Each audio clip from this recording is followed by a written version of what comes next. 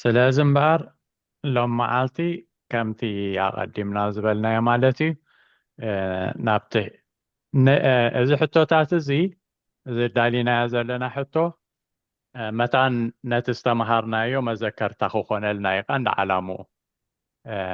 ነቲ ክሳብ ሕጂ ክንመሃሮ ዝፀናሕና ማለት ካብ ምዕራፍ 9 ማለት እዩ 9 ክሳብ 11 ዘሎ ብዛዕባ ኣይሁድ ወይ ከዓ ብዛዕባ እስራኤል ዝረኣናዮ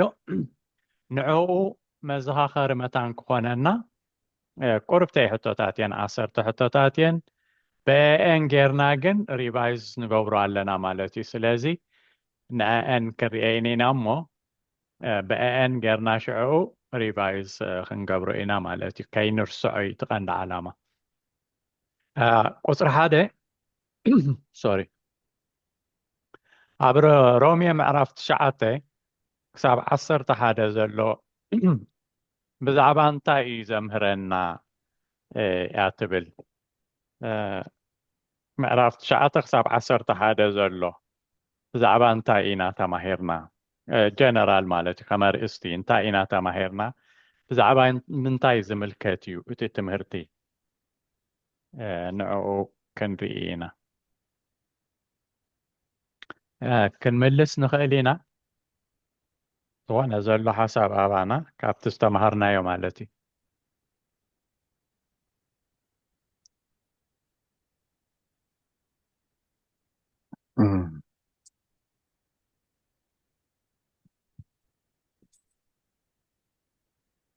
أنا دم خملس قرب يا شالom كما جاتي سوري سلام كلكم يا سلام ميزو كما يمسغي سلام ميزو سلام نعافي ويلكم عدد حريقة اوكي مالت أنا بحصر زبالسي تي زرعنايوس بزعبا تي عندي بزعبا دك إسرائيلي مالتي رئينا نيرنا مالتي دك إسرائيل كما يجرو أحزاب بزعبا مدحان ونزبر رئينا نيرنا مدحان بكريستوس كم زخنا مجمرتها بزعبا نا إسرائيل مودا كا بزعبا حريت أملاخ ونرئينا نيرنا معرفة شعته كم أنا معرف عسرت قا بزعبا مدحان زبلت زي تجاك مسؤون كم أنا معرف عسرت حدون بزعبا نايدك إسرائيل تقل زبالة إتي نايدك إسرائيل مودق نعنا ونصدق خمسخانة بدي حرقون إتي مدحان بكريستوس بمؤمن خمسخانة إتي نعنا بيت مودق نايدك إسرائيل إجزاء نعنا محرت زجابرنا كم خا إجزاء كأن دك إسرائيل كأخيرا دعاتولهم بتخيرا ناي أبراهام ناي إيسا إجزاء بيرون لعلاو أملاخ سلزقانة كم زدحنون رئينا نيرنا بحتر زبالة مالتي يا سبوي تحتات كريين عن نجارو إن ديتيل هو كم زبال كايو خمويو عندك أنا وأنت على تحتات وزعبات تي ديتيل مالتي يا اوكي ميزو قال اختبري لان يرى مثلا هو الأرقام زحسبكم اللي سكايخ بيتاي بارك الدامين زا معرف زي انس كتشعت تسقاب عصرت حدا بزعبا لو نتأقى أملاخ تمايرنا እግዚአብሔር ብፍቃዱ ከም ዝመረፅ እና ብናይ ሰብ ግብሪ ሰብስ ከም ዘይመርፅ እግዚአብሔር ነዝደልዮ ምሕረት ይገብር እንደገና ከዓ እግዚአብሔር እንተደልዩን የትርር ብዛዕባ መደብ ኣምላኽ ልን ኣብ ሓዛብን ከመያርና زيادة إلى مرتين. يا كالا حساب يا تبارخو كالا حساب تزيلو أوكي تباهيلي لكأي بكا إجزابير نسرائيل زلوم حساب رئينا مالتي كم تزولكمو بغندو إجزابير كأن نسرائيل زلو مدب أبزن معرف زين رئينا يوم مالتي مخنياتو أبتا شعوس تمسرتت بتغرسيان أبروم يزن برسي نايكلت يوم هزبي ናይቶም ካልኦት ኣሕዛብን ናይ ካብ እስራኤል ካብ ኣይሁድ ዝመፁን ስለዝነበረት ስለዚ እቶም ካልኦት እንታይ ይብሉ ነይሮም ኣይሁድ ሲኣኺልዎም እዩ እቶም ዘይተቐበሉ ሲኣኺልዎም እዩ መፅኡ ናብኦም ኣይተቐበልዎን ስለዚ ኣኺልዎም እዩ ዝብል ሓሳብ ነይርዎም ስለዚ ናይ እግዚኣብሔር ሓሳብ ግን ከመይ ምዃኑ ኣብዘን ምዕራፍ እዚኣተን እግዚኣብሔር ምስ እስራኤል ዘለዎ ቃል ኪዳን ወይ ከዓ ምስ እስራኤል ዘለዎ መደብ እንታይ ምዃኑ ብዲቴይል ርኢናዮ ማለት እዩ ጽቡቕ ኣብቲ ካልኣይቲ ቁፅሪ ሓንቲ ነገር ኢልና ነርና ኣብቲ ክንጅምር ከለና ደቂ ሰባሲ ኣብ ሰለስተ ወገን ይምደብ ወይ ዝኾነ ሰብሲ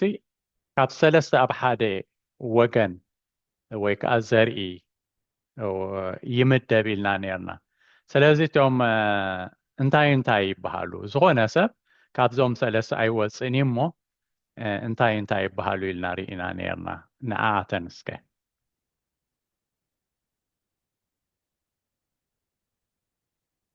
ኩላትና ደቂ ሰባት ማለት እዩ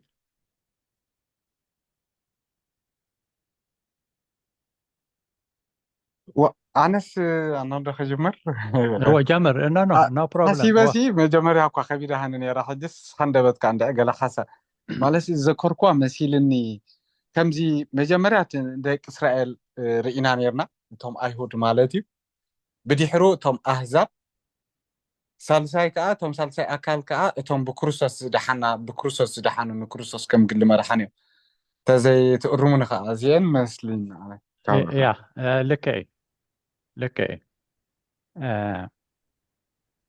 قال زوسخت زي يا كاسلي ሊስዋን ግን ኮይኑ ኣብ ብሉይ ኪዳን ፍሩይ ህዝቢ ኣምላኽ ዛብ ከዓ እቶም ኪዳን እስራኤል ዘይነበሩ ንሕና ማለት ኢና ሳልሰይቲ ከዓ ኣይሁድ ብክርስቶስ ዝኣመኑ ኣህዛብ ይመስለኒ يا تغكل تملس الله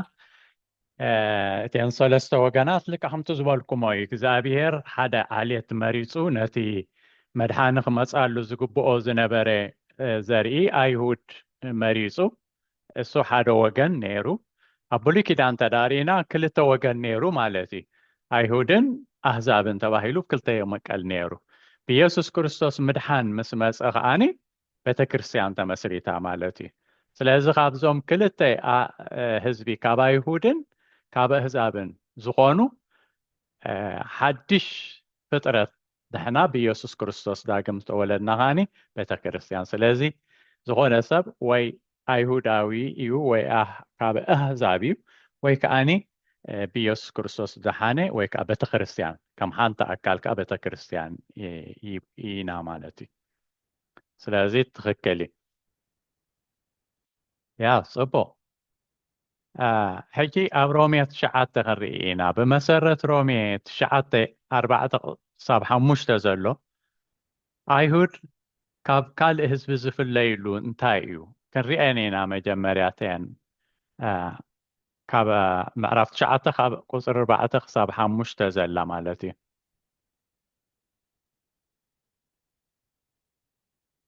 ንዓኣ ኣንቢብና ካብኡ ትመልሲ ክስታ ክንገብሮ ኢና ከምዚ ይብል ካብ ቁፅሪ 3 ዋላ ክንጅምር ኣነ ብርእሰይ ምእንቲ እቶም ብስጋ ኣሕዋተይ ኣዝማደይን ውኩስ ኮይነ ካብ ክርስቶስ ክፍለ ምደልየኹ ምስ በለ ቁፅሪ 4 ደቂ እስራኤል እዮም እሞ ውልድነትን ክብርን ኪዳንን ምሕጋግ ሕግን ምግልጋል ኣምላኽን ተስፋን ናታቶም እዩ ኣቦታት ከዓ ናታቶም እዮም ክርስቶስ እውን ብስጋ ኻባታቶም እዩ ንሱ ንዘለዓለም ብሩኽ ኣምላኽ ልዕሊ ኩሉ እዩ ኣሜን ይብል ስለዚ እታ ሕቶ እንታይ በዚኣ መሰረት ሕጂ ዘንበብናያ ካብ 4-5 ዘሎ ኣይሁድ ካብ ካልእ ኣህዛብ ዝፈልዮም እንታይ እዩ እንታይ ስለ ዘለዎም እዩ ኣነ ክምልሳ ዶ እወ ኣይሁድ ፍሉይ መሰላት ነይርዎም ካብ ከም ህዝቢ ኣምላኽ እዮም ተቐቢሎሞ ማለት ፍሉያት እዮም ቃል ኪዳን ከዓ ሕጊ ከዓ ተቐቢሎም እዮም ካባና ዝፈልዮም ማለት እዩ ክርስቶስ ከዓ ካብኦም እዩ ተወሊዱ يا توكل يا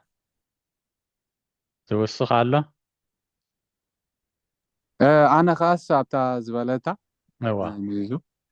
ማለት በዛ ጥቅስ መሰረት ሲ ውልድነትን ክብርን ማለት ሲ ንደቂ እስራኤል ሲ ብዛዕባ ኣብ ታሕቲ ከማን ብዛዕባ ሕሬት እውን ተማሂርና ነርና ايوه በቃ በቲ ናይ አብርሃም እግዚአብሔር ክሓሪ ከሎ ሲ ንአብርሃም ፀዊዕዎ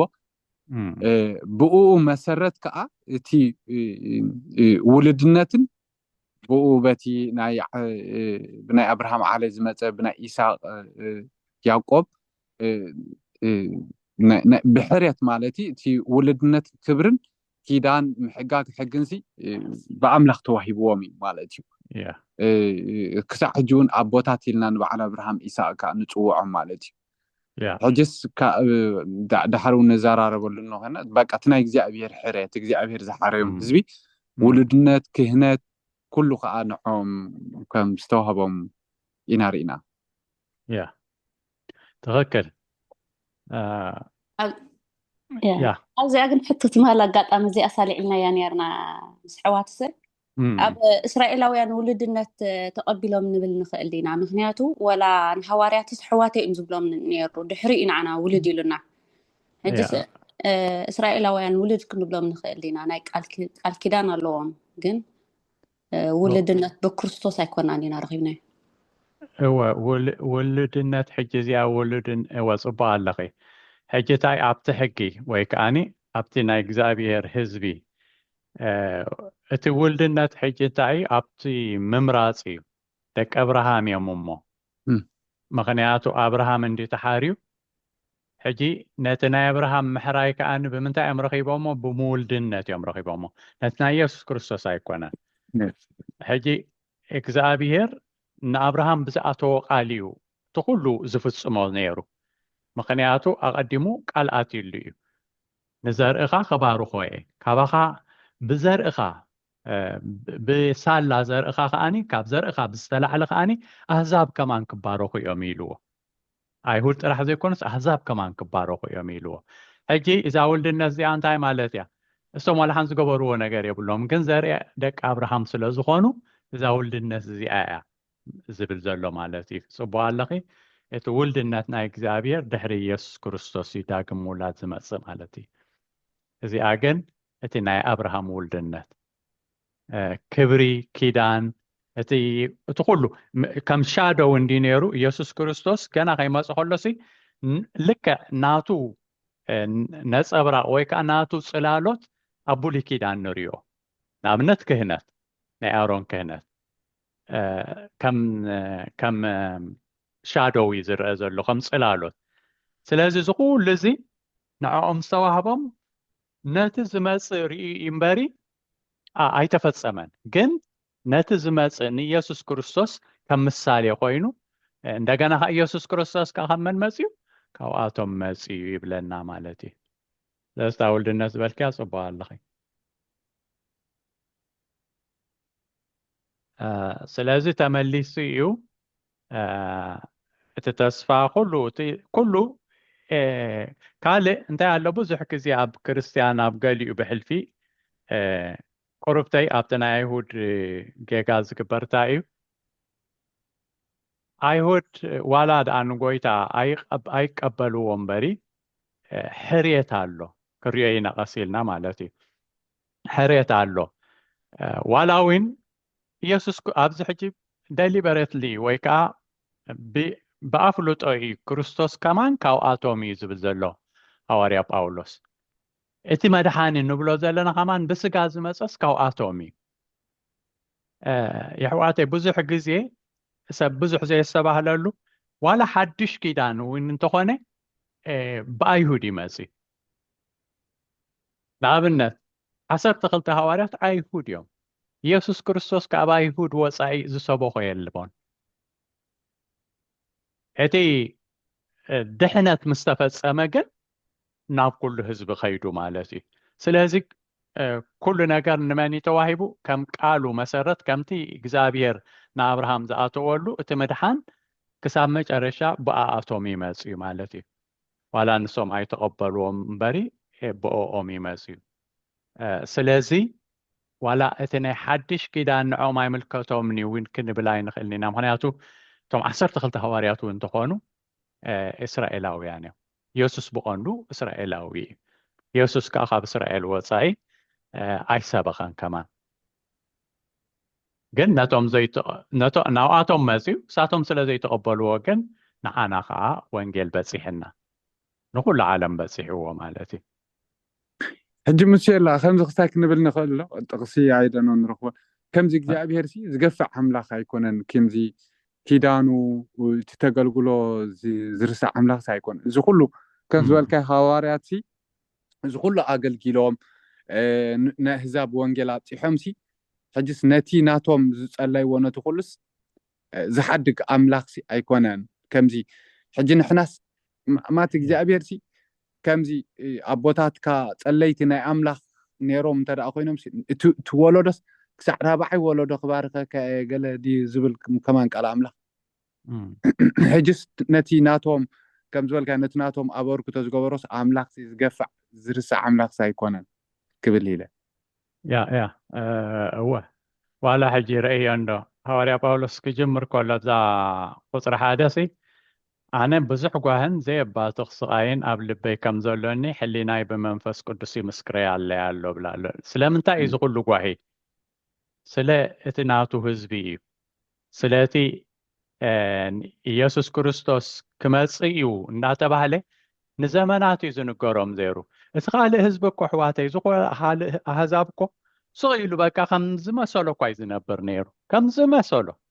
እዚኦም ሰባት እዚኦም እኮ ንዘመናት ብሕጊ ተቐይዶም እኳ እዮም ዝነብሩ ነይሮም መሲሕ ክመጽእ እዩ ኩሉ ግዜ ዝንገሮም ሓደ ነገር እንታይ ነይሩ እቲ መድሓኒ ክመጽእ እዩ ነይሩ እቲ ምግላጽ እዩ ኣብቲ መጨረሻ ጎዲልዎም ምስ መጸ ዘይምልላዮም እምበሪ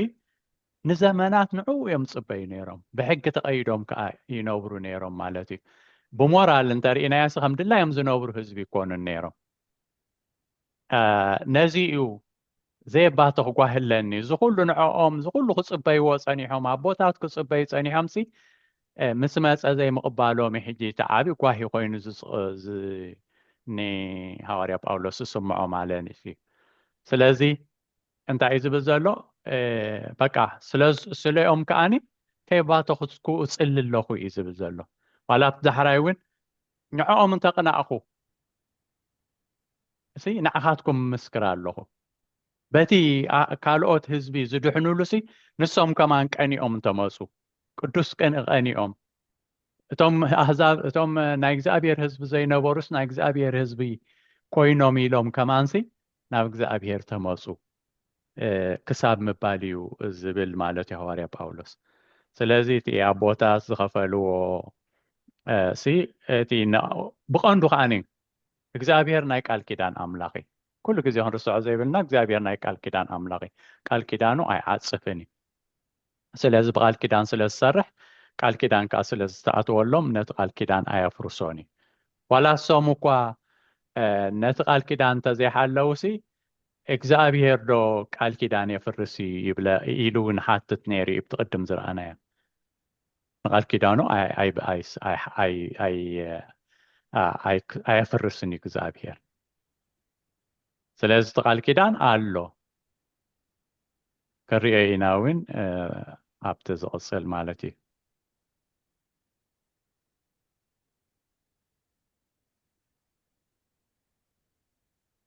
ماليسيا مالله مثلا مش هو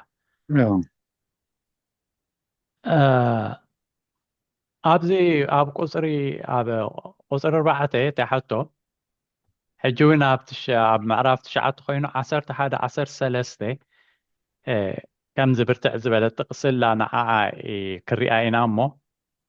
انتاي لأي حافظ حتى قريبا زله تقول قلعو كنا كي تولدو خلوسي እግዚአብሔር كحاري نري كابز انتاين مهار ياتبل تحته كان بباينا جن 11 خصاب 13 ذلا معرفت شعته مالتي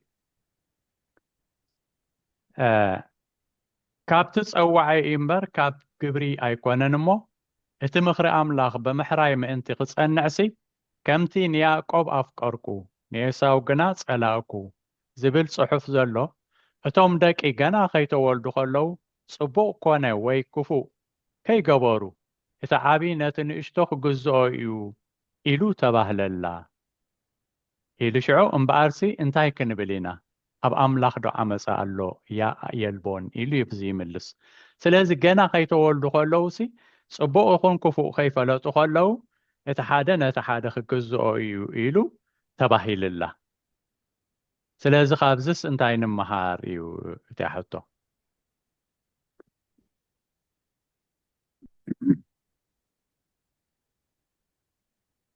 انتاي مهرنا زياد وصي زياد أنا دمو قال بزا حسابي قرب مس قال نيشتي مسناتي مسكرنات نيشتي كستاي كبر مالت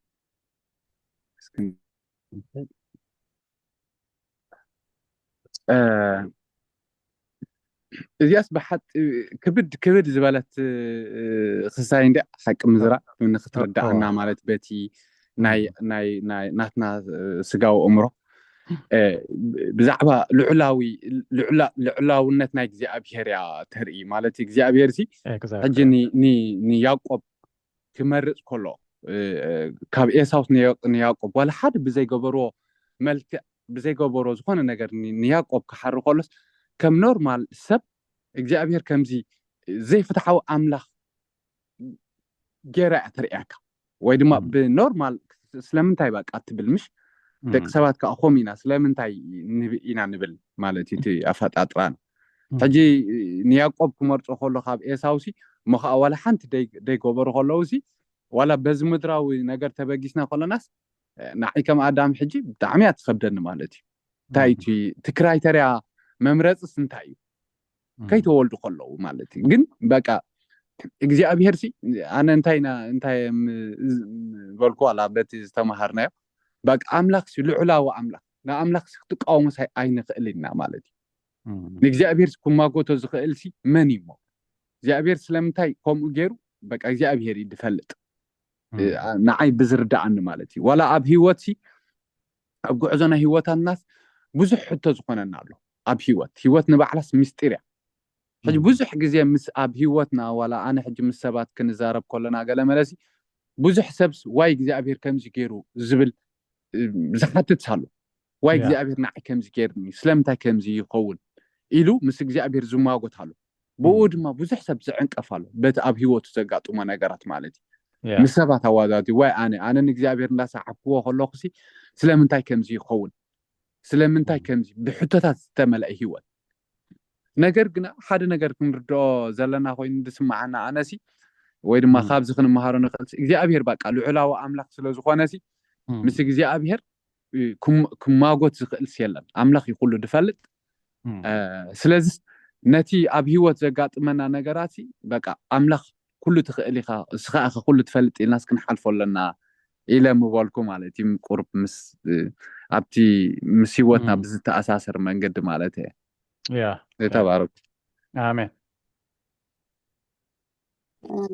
ኣነ ከዓ ንእሽተይ ክብል ዶ ኣራይ እዚ ኣነ እንታይ ኢለ ምርጫ እግዚአብሔር ኣብ ግቢ ዘይኮነስ ኣብ ፍቃዱን ኣብ ፀጉኡን ዝተመስረተ ስለዝኾነ የምህረና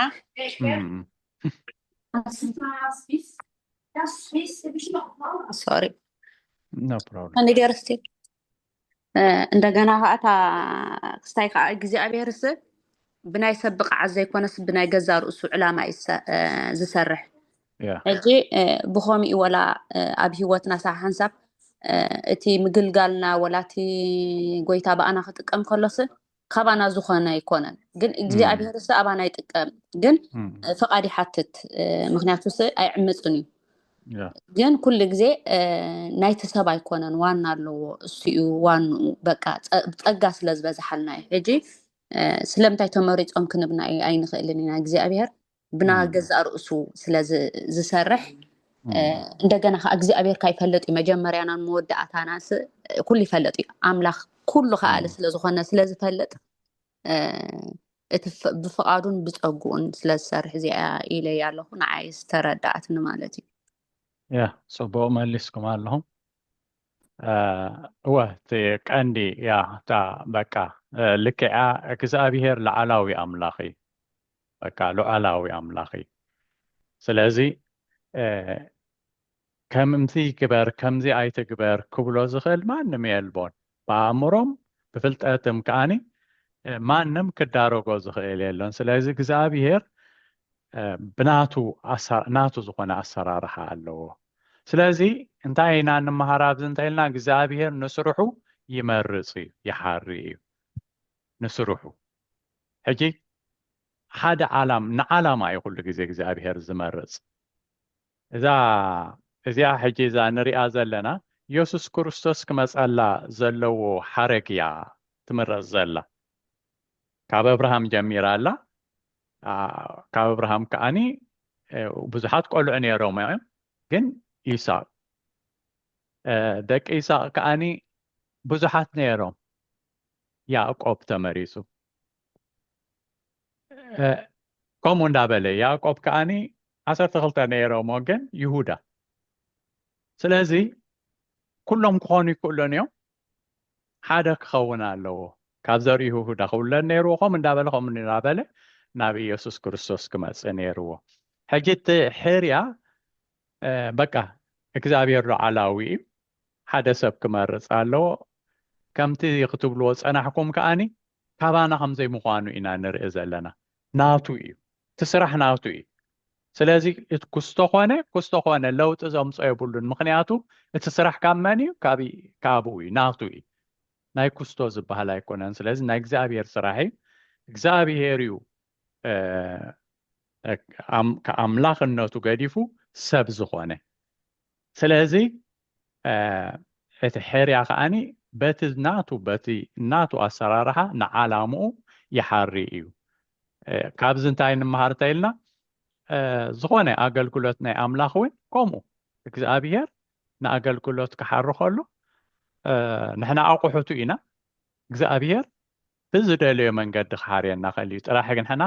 ሕራይ ኢልና ከነገልግል ክንክእል ኣለና ማለት እዩ እግዚኣብሔር ዝተፈላለየ ገይሩ ክመርፅ ይኽእል እዩ ማለት እዩ ኩላህና ሓደ ዓይነት ዘይንኸውን ንኽእል ኢና ቤተ ክርስቲያን ሓንቲ ኣካል ትኹን እምበሪ ሓንቲ ቦዲ ትኹን እምበር እቲ ቦዲ ግን ዝተፈላለየ ኣካል ኣለዎ ኢድ ኣሎ እግሪ ኣሎ ኣፍንጫ ኣሎ ገለ ኣሎ ልክዕ ከም ሰውነትና ማለት እዩ ስለዚ ብቐንዱ እግዚኣብሔር ሉዓላዊ እዩ ናቱ ሕርያ ከዓኒ ሉዓላዊ እዩ ማለት እዩ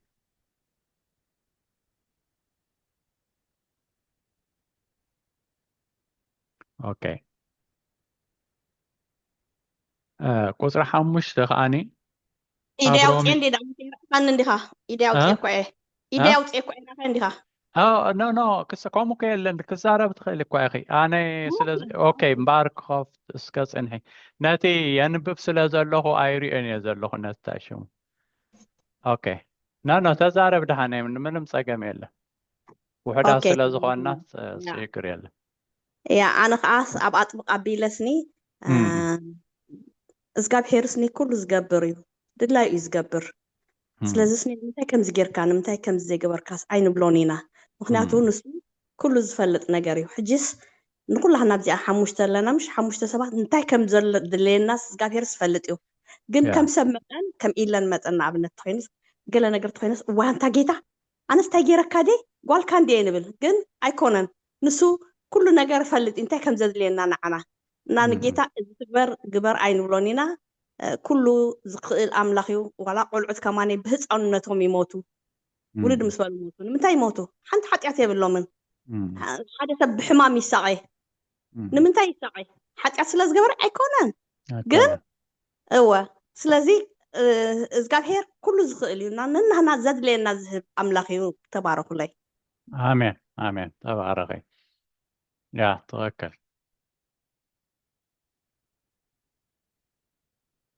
ኦኬ وحكي قويتا واركي إلا حفتنا يا لا أدامينو تبارك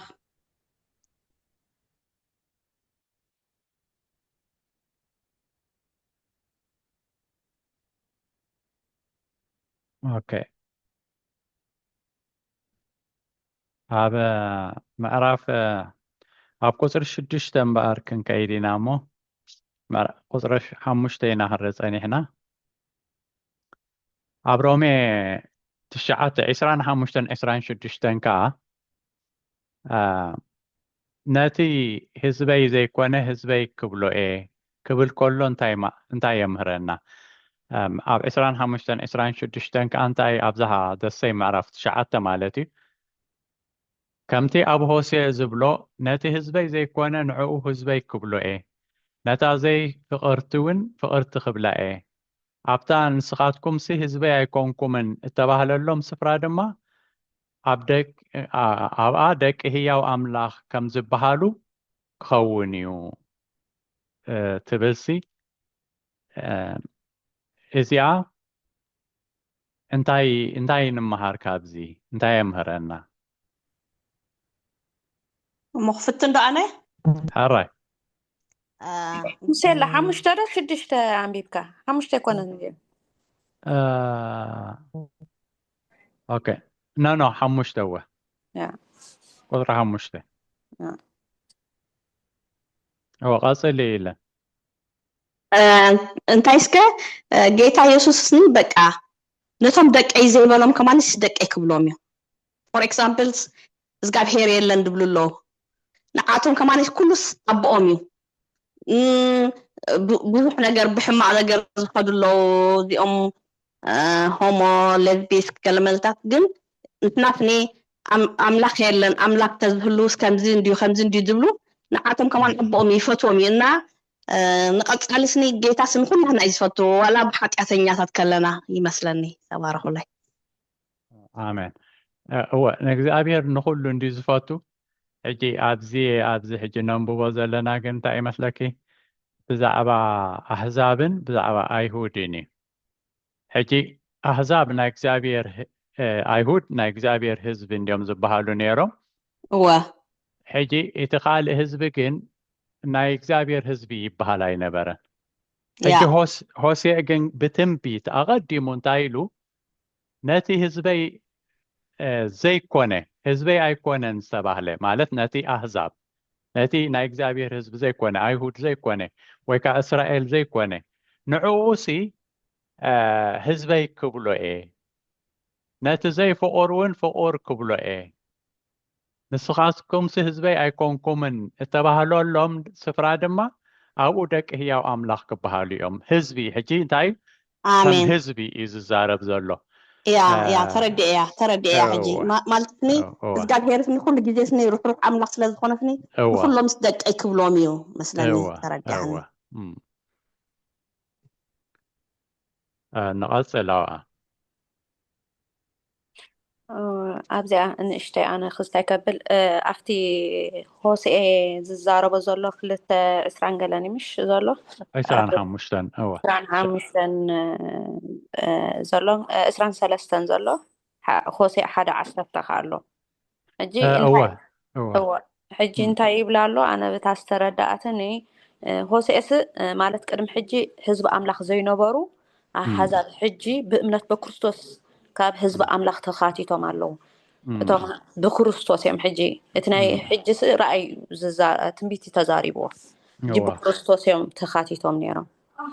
እዚኣ ኢለ ሕፅር ኣቢለ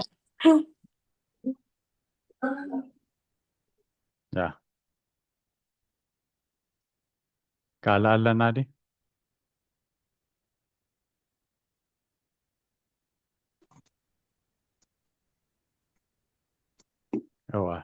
ተመሊሱ እዩ ሆሴዕ ኣቐዲሙ ኣብ ብሉይ ኪዳን ቀደም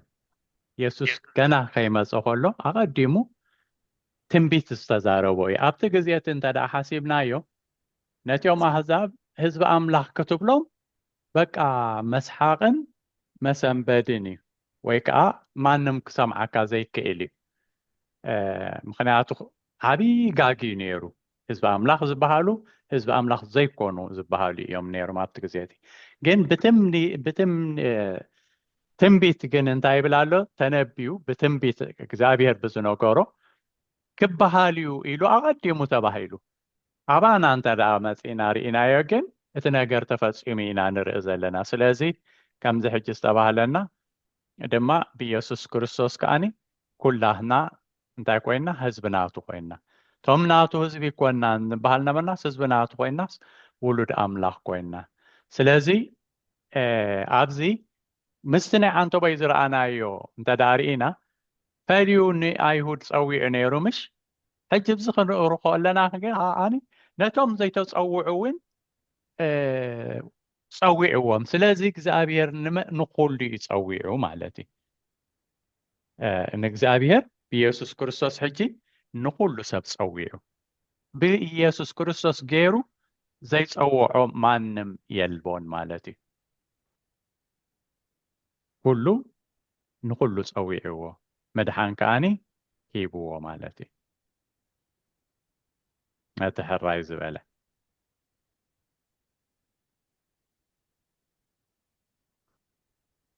ኦኬይ ክንቅፅል ኣብ ሮሜ ምዕራፍ 10 ሕጂ ኣብ ምዕራፍ 10 ክንከይድ ኢና ካብ 1 ክሳብ 2 ዘሎ ከዓ እንታይ ኢሉ ነይሩ ሃዋርያ ጳውሎስ ኣይሁድ ብፍልጠት ኣይኮነን እምበር ንኣምላኽ ቅንዓት ከም ዘለዎም ይብለና ስለዚ እዛ ፍልጠት እዚኣ እንታይ ዓይነት ፍልጠት እያ ከነንብባ ኢና ዋላ ነቲያ ኣብ 1-2 ምዕራፍ 10 ኣሕዋተይ ብፍልጠት ኣይኮነን እምበር ንኣምላኽ ቅንዓት ከም ዘለዎምሲ ኣነ እምስክረሎም ኣለኹ እሞ ንሳቶም ክድሕኑ ስሊኦም ሃረርታ ልበይ ናብ ኣምላኽ ጸሎተይን እዩ ይብል ማለት እዩ ንኣምላኽ ቅንዓት ከም ዘለዎም እምስክረሎም ኣለኹ ብፍልጠት ኣይኮነን እምበር ሕጂ እዛ ብፍልጠት ኣይኮነን እምበር ትብል ዘላሲ እንታይ ዓይነት ፍልጠት እዩ እንታይ ዓይነት ፍልጠት እዩ ጎዲልዎም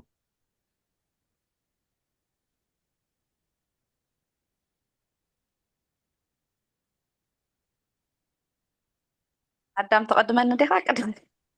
ተዛረብ ድሓን ቀድመኒ ደሊላ ኦኬ ኣነሲ ክስታይ ምበልኩ ዋላ ኣብ ቁጥሪ 34 እንድሕሪኢናያሲ መሊስዋ ኣሎ ማለት ቃል ኣምላኽ ደስ ዝብለካ ዋላ ሙሴ ሓወይ ጎይታ ባርካታ ኮንቴክስቱዋል ጌርካ አንተ ወይ ዝገለጽካስ ብጣዕሚ ደስ ትብል ኩሉ ግዜ ቃል ኣምላኽ ኮንቴክስቱዋል ሚኒንግ ክንሪኦስ ጽቡቕ እዩ ብጣዕሚ ኣዝዩ ይሕግዘና እዩ ማለት ናብ ካልእ ኸይንኸይድ ሕጂታ አንተ ወይ ዝበልካስ ብጣዕሚ ደስ ኢላትና ማለት እዩ ታ ሆሲ ኣቀዲሙ ዝበሎ ኣባና ዝተፈጸመሲ ምስቲ ናይ ሕጂ ዘሎ ከመይ ብቃል ኣምላኽነት ተኣሳስሮሲ ብሓቂ ደስ ትብለካ ሕጂ ኣብዚኣ እውንሲ ከምኡ ማለተይሲ እታ ፍልጠት ትብል ዘላሲ ኣብ ቁጥሪ 3 እንድሕሪኢናዮ ዋላሲ ጽድቂ ኣምላኽ ሰኣን ምፍላጦምሲ ጽድቂ ርእሶም ክተኽሉ ብምድላዮምሲ ንርእሶም ናብ ትሕቲ ጽድቂ ኣምላኽ ኣይግዙኡን ትብል ማለት ናይ ገዛእ ርእሶም ጽድቂ እታ ፍልጠት ናቶምሲ እታ ብምእማን ብክርስቶስ ትርከብ ጽድቂ ደይኮነሲ እታ ብገዛእ ርእስኻ ትግበር ጽድቂ እያ ወይ ፍልጠት እያ ሕጂ ነዚኣ እዩ እታ ፍልጠት ነዚኣ ኮይና ትስማዓኒ ንዓይ ሕፅር ዝበለ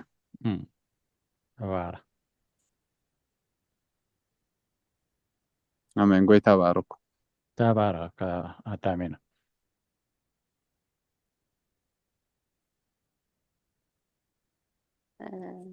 ኣነ ኢልዋንዲ ኣዳሜኖ ንሽተይ ክውስኸላ እጅስ ሓረርታ ነይሩዎም ኢሉ ማለት እዩ ሓረርታ ነይሩዎም እዚ ቅንኣት ነይሩዎም ንኣምላኽ ምግልጋል ይደልዩ ነይሮም ወላ ሓዋርያ ጳውሎስስ ንኣምላኽ የገልግል ኣለኹ ኢሉ ወላ ሰብ ገላትያስ እንታይ ኢልዎምስ ኣብ ጽድቅስ ኣብ ጸጋ ወዲቕኩም ኢልዎም ምክንያቱ ኩሉ ግዜ እቲ ናይ ክርስቶስ እንድሕር እቲ ምድሓን ብእምነት ምዃኑ እንድሕር ሰብ ሓዋዊስዎ ግብርን ሕግን እንድሕር ተሓውስቲ ኮንካ እቲ ጌጋ መንገዲ ኸይዶም ማለት እዩ ሕጂ እቲ ዝመፅእ ፅድቂ ብክርስቶስ ኢየሱስ እዩ እሳቶም ግን እንታይ ነይርዎም ሕጊ ነይርዎም ግብሪ ነይርዎም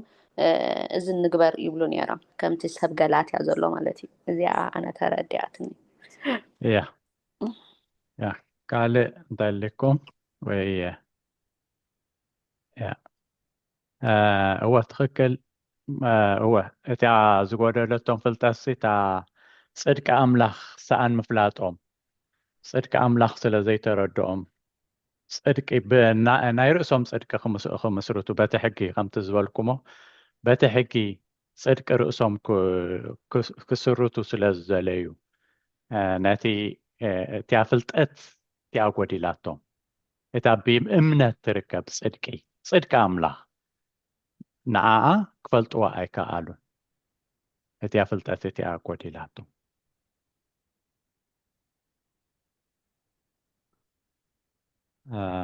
اوكي عبرومي معرف عسرت قطر شمون تقاني إذا بزح جزي أبسبكت وين فلتاي ولا خلنا وين كستاين بلوي انتاي يبل يتقال أب أفكان خانيو يبل قبل كله انتاي ترديكا وين تاي ترديكي مستناي بولي كيدان زنبري عن نصاصير اسكن النصاصر تقالسي أب أفكان تقاخاني ولا خنم بباخل لنا ويس انتاي دا يبل اتقال أب أفكان لبخان تقاخان إيو إذا مالت اتنحنا النسبقو قال امناتيو إيلو الله سلازي إذي كابزس انتاي تردينا مستناي بولي كيدان كنا نصاصرون خلينا أنا انتاي مثلا نسني قال أملاخ كل جزء تنبيبنايو أب أفنا الله بنا الله كل جزء الله يمثلني يا اسكا خالي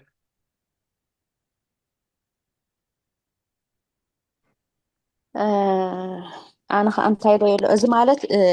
قال እግዚአብሔር ድሕንነትና ንኩሉ ሰብ ይርከብ ማለት እዩ ሩሑቅ ክንጥምት ኣየለናን እዩ እምነት ብክርስቶስ ቀረባ ናይ ኣብ ልብና እምነት ከሎ ኣብ ልብና እምነት እዩ ከምኡ ከዓ ብኣፍና ከዓ ንዛረቦ እዩ ንናዘዞ እዩ ተቃል ንኣምኖ እምነት ብምስማዕ እዩ ምስማዕ ከዓ ብምንታይ ብቃል ክርስቶስ እጅት ምንዛዝ እንታይ ወጥባል منصح نبلاوه ولا ጳውሎስ ኣብዚ ኣስ ዘዳግም 30:14 ዘላ ማለት እያ እዚኣ ኣብ ብሉይ ኪዳኑን ኣላ ታብ ኣፍካ ኣብ ፍል ማለት እዚኣ ኦኬ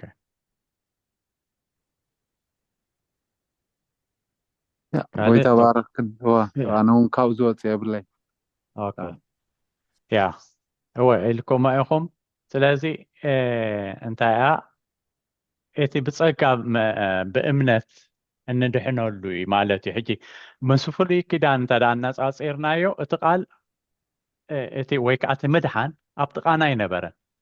ምሳና ይነበረን ወይ ከዓኒ ንኣይሁድ ንዓና እኳ ይተዋህበና ነይሩ ንኣይሁድ ሕጊ ተዋሂብዎም ነይሩ ግን ምስኦም ኣይኮነን እቲ ምድሓን ኣውሳይድ እዩ ብግብሪ እዩ ካብኦም ወፃኢ እዩ በቲ ዝገብርዎ ነገር እዩ እንተደኣ ገይሮሞ ማለት እዩ እንተደኣ ገይሮሞስ በቲ ካብኦም ወፃኢ ዝኾነ ብኡ እዮም ክድሕኑ ሕጂ ግን ይብል ኣሎ ሕጂ ግን ጥቓኻ እቲ ቃልሲ ባዕሉ እቲ ዘድሕን ቃልሲ ኣብ ኣፍካ ኣብ ልብኻ ጥቓኻ እዩ ርሑቕ ትኸደሉ ብልካ ዋላ ኤግዛምፕል ስብኣሞ ኣቕሪበየ ነይረ እቲ ኣብ መስቀል ምስ ኢየሱስ ክርስቶስ ተሰቐለሲ ሽዑኡ ብኢየሱስ ክርስቶስ ስለ ዝኣመነ እዚ ሕያዋይ እንታይ በዲሉ ኣብ መንግስትኻ ዘክረኒ ስለ ዝበለ ምድሓን ረኺቡ ብብሉይ ኪዳን ተዝኸውን ምድሓን ክረክብ ኣይክእልኒ ምክንያቱ እግሩ ተሸንኪሩ ኢዱ ተሸንኪሩ እዩ ዝገብረሉ ኢድ ተሸንኪሩ እዩ ዝጎየሉ እግሪ ከዓ ተሸንኪሩ እዩ ስለዚ ነቲ ሕጊ ክፍፅሞ ኣይክእልኒ ሕጂ ግን اتقال عب عفوي كبلو يخيلي كأمنو هاي خيلي سلازي دحينو هاني بعفون بلبون سلازي إتن نحن عن دحنا لو كأنا بحدش كده أنتي مالتي بعفنا نمسكر بلبنا أنا أمن شعوب وخامد حان نركب بعفنا يسوس كويتا مخانون تدا مسكرنا بلبنا غاني نسخ أموتان كم تنسى أنت دا أميننا ندحن سلازي إذا قال سأبي على مالتي أبانا أو أبك أبانا أبقفنا نابقل نخدول مخنيات يلن أبولي كدان كنكم عين برن زي عبي نجاري حواتي زي بتعم عب نجاري اتستوه بالناسني قليل نجار كين حاسبه يوم نايبولي كدانسي كبيدي نيرو تناتهم استوهبهم حق مالتي قليل عين برن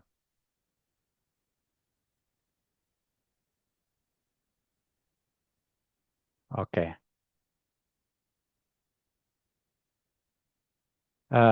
قربتي قالوا سلست لو أخن ودئن والاس انتاي تقبلو ودينا نابتي تمرتنا هنكسل على زوصل أنا سأختاي مبالكو من الواش كالوات ولا بعال برهين قال موكس مخاننا next time تنقبرن قال I don't know كان أتكون كسامة no problem أنا دا أودي إناس دقنا من أربعش كدقما زمت زلوا خا نساتهم كدقمو تدليهم كم بحدش مدقنا يا خامران مالس مبسلنا يا ودينا سلسة سلسخانا إليه هو سلستين yeah okay بقى نقبر نحن نوي بيزي أي وصل لنا هو أبرومي معرف عصر شوعات غاني امنت كم مسمع عايبل أمو إسرائيل دا أيسم عندهم كوينهم وهنياتو زي أمونسي سلا زي سوم عندهم يا تحتو كان بباقنا تاع قطر عصر شوعاته امبارسي امنت كم مسمعون بقال أملاقيو شعو انتاي قال إيلو أمو إسرائيلاويان كدا أيسم عندهم كوينهم أيسم عندهم نمنتاي زي أمونو يا تحتو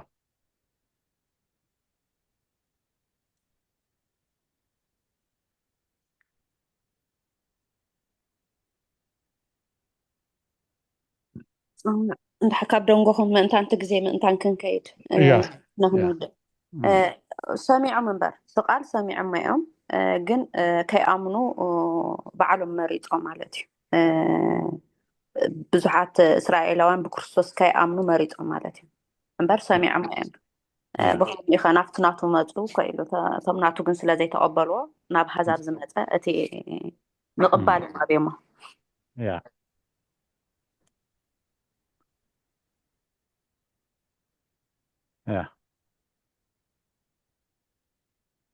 እግዚአብሔር ስኒ ናይ ፍቃድ ኣምላኽ እዩ ስለዚ እሳቶም ሰሚዖሞ እንዲም እስራኤላውያን ናብኦም መጀመርታ ግን ቀበልዎን ስለዚ እግዚአብሔር ናይ ፍቃድ ኣምላኽ ኣየግድድን እዩ ከም ሰይጣን هو قومي سميعهم يوم ግን ልቦም አትሪሮም ቆበሎ ኣይከኣሉን ከም ዝተባህለ እዩ ማለት እዩ ቁፅሪ 9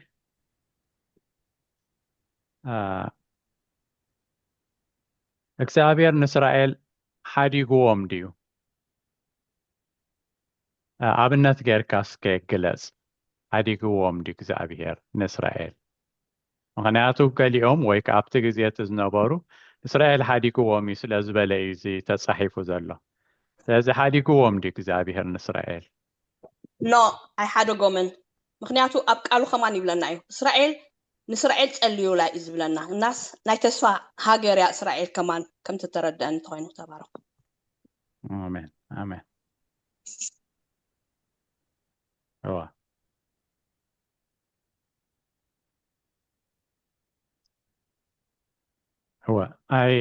هو قومي أنا أي حدا كان እግዚአብሔር تملس هو قاصلي أنا ده ما أدام دي طبيعة أنا قاصلي هو عدا ملس ده ملس ده حنميزة حتى هذا أنا أنت إلى أي فعلين إجزاء إسرائيل أنا أنا أنتوا كان يركب ملس كان يركب أنتوا أملاخس أنت زي أمانوس أملاخس هذا معلتي نبزوحات بأمنة كريستوس كمل سيام مخنيات إجزاء قال كده أي تقل مني كمتي حواري باولوس مسيل ويمش أولي أنفرت تماليسهم كتب قولي أمزبل ولا برومي 10 حدا مثلني هو ب10 حدا حدا كلتن سلستن زلو أو يقلط ناتا ملسي سابالا يا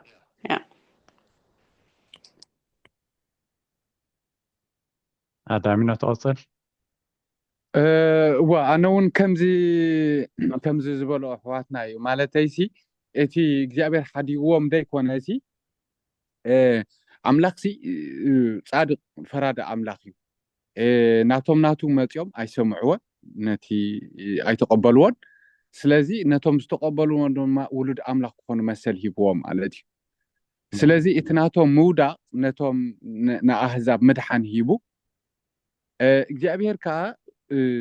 እሙን ኣምላኽ ዘይጠልም ኣምላኽ ስለ ዝኾነ በቲ በቦታቶም ዝኣተወሎም ኪዳን ከዓ ክድሕኑ ከም ዝኾኑ እዩ ቃል ኣምላኽ ዝዛረበና ዋላ ኣብ ቃል ከም ዝበለቶ ኢለን ሓፍትና እውን ክንጽልየሎም ጳውሎስ እውን ከምዚ ይጽልየሎም ከም ዝነበረ ንዓና እውን ክንጽልየሎም ከም ዘለና እዩ ቃል ኣምላኽ ዝነግረና ማለት ስለዚ እግዚኣብሔር ኣይሓደጎምን ንበልኩ ይብል ያ ተወከል ولك كم استبهلوين كاب حدا خصاب معرف 11 زلو ملسي ኣለዋን እዚኣ ካብ ሓደ خصاب 3 ዘሎ ከምበወ ባርስ እብል ኣለኹ ኣምላኽ ንህዝቡ ደደርቢዎ እዩ ያ ኣይፋሉን ኣነኳ እስራኤላዊ ካብ ዘርኢ አብርሃም ካብ ዓሌት ቢንያሜ ኣምላኽ ነቲ ቀደም ዝፈለጦ ህዝቡ ኣይደርበዮን ወይስ እቲ ጽሑፍ ብዛዕባ ኤልያስ ንሱ ጎይታዬ ነቢያትካ قتلوا مسواዕትኻ እውን ኣፍረሱ ኣነ በይነይ ተሪፈ ዘለኹ ንህይወተይ ድማ ይደልዩ ኣለዉ ኢሉ ንእስራኤል ኣሳጢሑ ናብ ኣምላኽ እናጠርዐ እንታይ ከም ዝበለዶ ኣይትፈልጡን ኢኹም ምልናሽ ኣምላኽ እንታይ በሎ ንበዓል ዘይሰገዱ 7,000 ሰብኣይ ንርእሰይ ኣትሪፈ ኣለኹ ሕጂ እዚ ክልተ ነገር ኣሎ ሐዋርያ ጳውሎስ እንታይ ዝብል ዘሎ ቀዳማይ ንዓይ ውሰዱ ከማ ኤግዛምፕል ኣነ እኮ ኣይሁዳዊ እየ ኣነ እኮ ማለት እስራኤላዊ እየ ካብ ዘርኢ ብንያሜ ኣነ ደይንዮኹን ንኣብነት እንተዝሓድገና ዳ ኣነ ደይንዮኹን ዝስዕቦ ብኻልእ ከዓኒ ከምቲ ቅድም ንኤልያስ ንእግዚአብሔር ማንም የለን ኣነ ንበይነይ ተሪፈ ኣብ ዝበለሉ ሰዓት እግዚአብሔር ግን ንዕኡ ተረፍ ከም ዘቐመጠ ዝነገሮ ከምኡ ሕጂ እውን ተረፍ እግዚአብሔር ኣቐሚጡ ኣሎ እዩ ዝብለና ዘሎ ስለዚ እግዚአብሔር ኣለውዎ ስለዚ ኣይሓደጎምን እዩ ዝብለና ዘሎ ማለት እዩ ቁፅሪ 10 ኣብ ሮሜ ምዕራፍ 11 ካብ 13 ክሳብ 15 ዘሎ ከነንብቦ ኢና ብዛዕባ ኣህዛብን ኣይሁድን እንታይ ተረዲእካ ሕጂ መጀመርያ ከነንብቦ ኢና እሞ ምዕራፍ 11 ካብ 13 ክሳብ 15 ዘሎ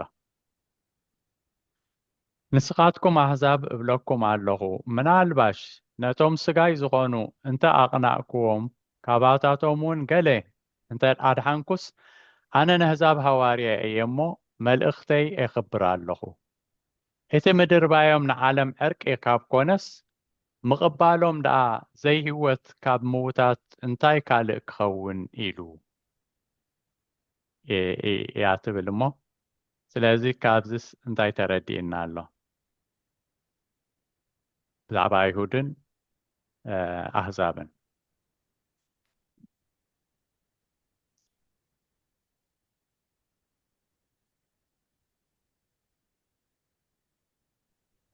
أنت يا أدمي نملي سواني رو أقطعمي إسرائيل إسرائيل من طاقم نهزرنا أنا مدحن مسيو يهود مستملسو خاء كان بحدش شواتي مالت إن بزلو حزب منفسا من أخوني ساعتهم لا سؤال እንደገና መሊስ ወስታ ይከብልዩ እንደገና ካብ ሞይቶም ከም ዝነበሩ ሓድሽ ህይወት እዮም ክረኽቡ እዚኣ ክስተያቢለ እያ ናንተ ገሊፅኳ ነይሩ ኣዳሚ እዋ ትኽክል ከምቲ እትዮም እስኻትኩም እኳ ካብቲ ናይ በረኻ ኣውሊዕ ካብኡ ተቆሪፅኩም ኣብቲ ትኽክለኛ ኣውሊዕ ካብቲ ተኸልኩም ሳቶም ገዳብቲ ትኽክለኛ ኣውሊዕ ዝነበሩ ክሳብ ክንደይ ኣብቲ ናቶም ዝኾነ ጉንዲ ኣብቲ ዝኾነ ናቶም ዝኾነ ኣውሊዕ ከኣትዉ ዘይክእሉ ኢሉ ከም ኤግዛምፕል እውን ሂቡ ነይሩ ስለዚ ከም ዝተባህለ ናይ ኣሕዛብ ምድሓን ንናይ ኣይሁድ ሕጂ እንታይ ኮይኑ ምቕናዕ ኮይኑ ቅዱስ ምቕናዕ ይኾነሎም ማለት እዩ ከምቲ ንዕኦም እንተቕናዕኩ ይብላ ኣሎ ስለዚ ኣነ ሃዋርያ ናይ ኣሕዛብ ኮይነ ተሸይማ ኣለኹ ብላ ኣሎ ናይ እስራኤል ዘይምእዛዝ ስለዚ እንታይ ኮይኑ ማለት እዩ ንኣሕዛብ ምድሓን ኮይኑሎም ትንዖም ዝተሓስበ እሳቶም ስለ ዘይተኣዘዙ ኣሕዛብ ወሲዶም እቲ ናይ ኣይሁድ ምቕንኦም ከዓኒ ብኣሕዛብ ምድሓን ምቕንኦም ከዓኒ ናይ ኣይሁድ ናብ ምእዛዝ የምፅኦም ኣሎ ማለት እዩ ስለዚ ናይ ኣይሁድ እንተደኣ ተመሊሶም ከዓኒ ኣብቲ ምምላሶም ከዓኒ ንዓለም ኩሉ ከዓኒ ዓብ በረኸት እዩ ማለት እዩ ምክንያቱ ናይ እግዚኣብሔር ምልኣት ይኸውን ማለት እዩ እቲ ናይ ምድሓን ምልኣት ይኸውን ስለዚ ዓብ በረኸት ይኸውን ማለት እዩ እቲ ምምፅኦም ግዳ ክሳብ ክንደይ ዓብ ዘይከውን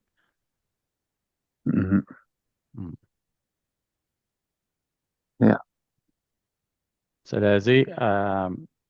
ብከምዚ ወዲና ኣለና ጎይታ ይባርኽኩም ኣብዚ ግን ሕተላት ሙሴላ እታ ጉንዲ ወይኒ ዘላስ እታ ምዕራፍ 15 ዘላ ምሽት ጉንዲ ወይኒ ጨንፈር እስራኤላውያን እዮም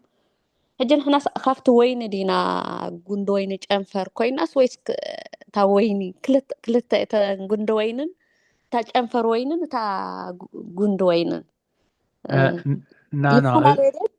እተፈላለየን ሕጂ እዚ ኣብዚኣ እንታይ ኣመስለኪ እስራኤላውያን ብዙሕ ግዜ ብኣውሊዕን ብወይንን እዮም ዝምሰሉ ህዝቢ ኣምላኽ ግን ኣብዛ ምሳሌ እዚኣ ግን ኣውሊዕ እያ ሕጂ እትያ ናይ በረኻ ኣውሊዕ ኣላ እትያ ትኽክለኛ ኣውሊዕ ከ ኣላ ኣውሊዕ ተመረፀላ ኣውሊዕ ዘይቲ የፍሪ ናይ ቅብኣት ማለት እዩ ሕጂ ቅብኣት እዮም ከማለት እዩ ቅብኣት ስለዚ እታ ትኽክለኛ ናይ በረኻ ግን ኣይተፍርን ያታ ናይ በረኻ ስለዚ እቲ ኣሕዛብ ግን ዋላ ኣውሊዕ ይኹኑ እምበር ናይ በረኻ ኣውሊዕ እዮም ካብኡ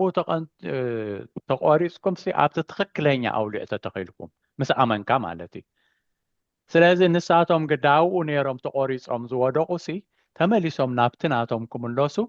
ክሳብ ክንደይ ትኽክል ዘይከውን እዩ ዝብል ዘሎ ስለዚ ምስታ ናይ ወይኒ ኣይኮነትን ምስታ ናይ ኣውሊዕ ኦኬ ያ ምክንያቱ ተተቕፅስ ከስተንትናቐኒ ክልቲአንስ እቲአን ተቆሪፀን ኣለዋ ወላ ኣብ ክርስቶስ ስለ ዝኾኑ ሕጂ መብዛሕትኡ ሂዞም ንዓና ስለ ዝወስዳ እታ ናይ ዮሃንስ 15 ዘላ ማለት እዩ ሓደ መዓልቲ ከማንስ ክገልፀልኩም የልካና ነርካ እወ ንዓ ክንገልፃ ኢና ናይ ወይኒ እወ ናይ ወይኒ ጉንዲ እወ ተባረኽ ኣሜን ኣሜን ተባረኹ ቅዱሳን ሚዙ ደውልለይ ደልየክ ኣለኹ